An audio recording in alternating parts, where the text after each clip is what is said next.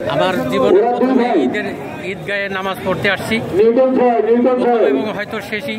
আগামী ঈদ পাবো কিনা জানি না। আল্লাহর কাছে লাখ লাখ শুকরিয়া আদায় করছি এবং যত ঈদগাহে উপস্থিত হয়েছে সবাই কবুল করুক আল্লাহর কাছে সেই প্রার্থনা করি।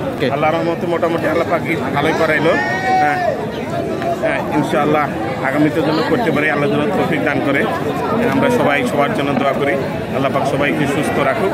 আলহামদুলিল্লাহ আমরা খুবই শৃঙ্খলার সাথে খুবই মনোরম পরিবেশের আদায় ঈদের নামাজ পড়তে আসছি। এই বড় মাঠে ঈদ আমার জীবনের প্রথম ঈদ, এই জন্য আমি খুব আনন্দ বোধ করছি। এতদিন পর ঈদের নামাজ পড়তে এসেছি, সবাইকে আমার মতন অনেক অনেক বন্ধুরা আছে আমার, তারাও যাতে এই মাঠে আসে নামাজ পড়ার তৌফিক পায়। এত বড় জামাত, হ্যাঁ, নামাজ পড়ে এখানে আমি অনেক আনন্দিত, আমি অনেক ধন্য যে এত বড় জামাতে নামাজ পড়েছি। আর যত বড় জামাতে নামাজ পড়া হয় আল্লাহ তাআলা অবশ্যই কবুল করে।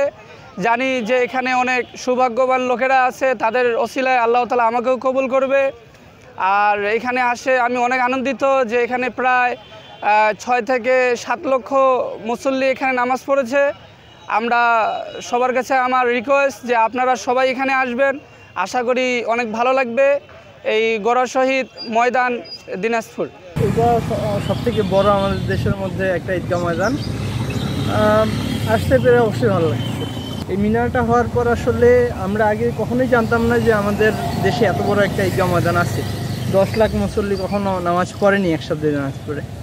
তো এই হওয়ার পরে আসলেই আমাদের গৌরব। ছোটোবেলা থেকে এখানেই নামাজ পড়তেছি, আর এটা সবসময়ের জন্য একটা ঐতিহ্যবাহী মাঠ। তো এখানে নামাজ পড়তে বরাবরের মতোই একটা আত্মতৃপ্তি হয়। তো বরাবরের মতো প্রতিবারের মতো এবারও আমি এখানে নামাজ পড়তে পেরে অনেক বেশি খুশি, আনন্দিত। আর এখানে নামাজ পড়ার মধ্যে একটা অন্যরকম আত্মতৃপ্তি কাজ করে। এবার কতগুলো মানে এই জামাতে কতগুলো লোক সংখ্যা হয়েছে বলে ধারণা করছেন?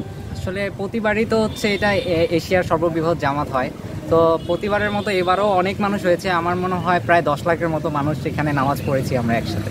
সংবাদ, ফিচার ও অনুষ্ঠানের জন্য ভিজিট করুন সংবাদ প্রকাশের ওয়েবসাইট এবং যুক্ত থাকুন ফেসবুক পেজ ও ইউটিউব চ্যানেলের সঙ্গে।